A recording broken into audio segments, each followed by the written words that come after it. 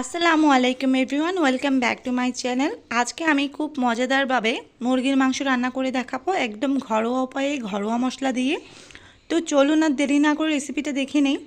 এর জন্য প্রথমে চুলায় একটা প্যান বসিয়ে দিলাম, আর এর মধ্যে প্রায় 4 থেকে 5 টেবিল চামচের মতো রান্নার রেগুলার তেল দিয়ে দিয়েছি।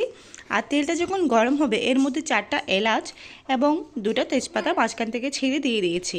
এবার এই গোটা মশলাগুলো একটুখানি তেলের সাথে ভেজে নেব। কিছুক্ষণ গরম তেলে ভেজে নেওয়ার পর এখানে আমি একটা মিডিয়াম সাইজের পেঁয়াজ কুচি দিয়ে দিয়েছি। পেঁয়াজটা কিন্তু বেশ বড় ছিল।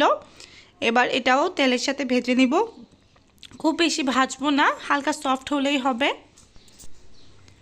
পেঁয়াজটা যখন কিছুটা সফট হয়ে যাবে তখন এর মধ্যে আমি প্রায় 1.5 টেবিল চামচের মতো রসুন বাটা দিয়ে দিচ্ছি। আর এখানে কিন্তু আমি কোনো আদা বাটা ব্যবহার করছি না, রসুন বাটা দিয়েই করছি।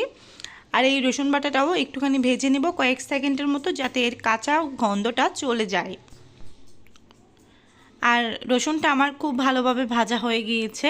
এখন এর মধ্যে আমি 1 চা চামচ হলুদের গুঁড়া, 2 চা চামচ লাল মরিচের গুঁড়া একদম উঁচু উঁচু করে দিয়েছি। দিয়ে দিচ্ছি 1 চা চামচ পরিমাণ ধনিয়ার গুঁড়া, সেই সাথে দিয়ে দিচ্ছি লবণ স্বাদ অনুযায়ী। আর এই মশলাটা তেলের সাথে একটুখানি ভেজে নিব। আর চুলার আঁচটা কিন্তু একদম কমের মধ্যে রাখতে হবে, তা না হলে মশলাটা পুড়ে যাবে। কিছুক্ষণ মিশিয়ে নেওয়ার পর এর মধ্যে আমি এখন পানি দিয়ে দিব। প্রায় হাফ কাপের মতো আমি পানি দিয়েছি। আর এই মশলাটা খুব ভালোভাবে কষিয়ে নিতে হবে। প্রায় 4-5 মিনিট সময় নিয়ে মশলাটা আমি খুব ভালোভাবে কষিয়ে নিয়েছি। আর তেলটাও কিন্তু উপরে উঠে এসেছে, দ্যাট মিন্স মশলাটা খুব ভালোভাবে কষানো হয়ে গিয়েছে। এখন এর মধ্যে আমি মুরগির মাংসগুলো দিয়ে দিব।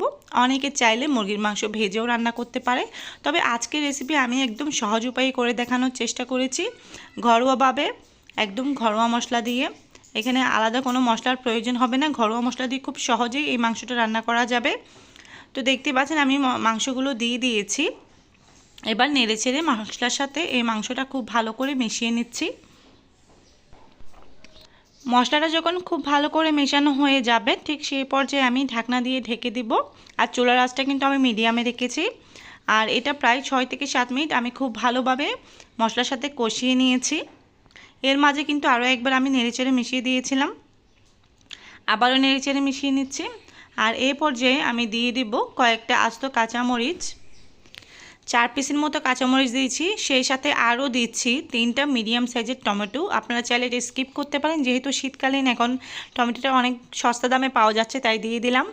আর সেই সাথে দিয়ে দিয়েছি 1 কাপ পরিমাণে পানি। আমি এই মাংসে খুব বেশি ঝোল অ্যাড করব না, এটা রান্না করতে করতে পানি যতটুকু শুকিয়ে যায় ততটুকুই রাখবো। এবার ঢাকনা দিয়ে দিকে প্রায় আরও 8 থেকে 10 মিনিট এই মাংসটা আমি রান্না করে দিয়েছি, একদম মিডিয়াম হিটে রেখেছি।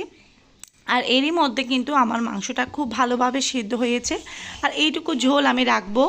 সবশেষে এখানে দিয়ে দিচ্ছি হাফ চা চামচের কিছুটা কম জিরার গুঁড়া আর গরম মশলার গুঁড়া দিয়ে এবার একটুখানি মিশিয়ে নিয়ে আবারও ঢাকনা দিয়ে ঢেকে জাস্ট 2 মিনিট রাখবো। এতে করে মশলার ফ্লেভারটা খুব ভালোভাবে মাংসের মধ্যে ঢুকে যাবে।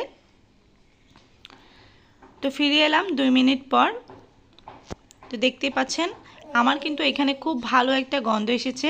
আর এই পর্যায়ে আমি ধনেপাতা কুচি দিয়ে দিচ্ছি। ধনেপাতাটাও আপনারা চাইলে স্কিপ করতে পারেন, তবে দিলে এটা খেতে বেশ ভালো লাগে। এবার ঢাকনা দিয়ে ঢেকে আরও 2 মিনিটের জন্য এটা রান্না করে নিব। খুব ভালোভাবে ধনেপাতার ফ্লেভারটা কিন্তু মাংসের মধ্যে ঢুকে গিয়েছে। আমার আজকের এই রেসিপি আপনাদের যদি ভালো লেগে থাকে please like, share and comment করতে ভুলবেন না। সবাই অনেক বেশি ভালো থাকবে এবং দোয়া করবেন আমার জন্য। আল্লাহ হাফেজ।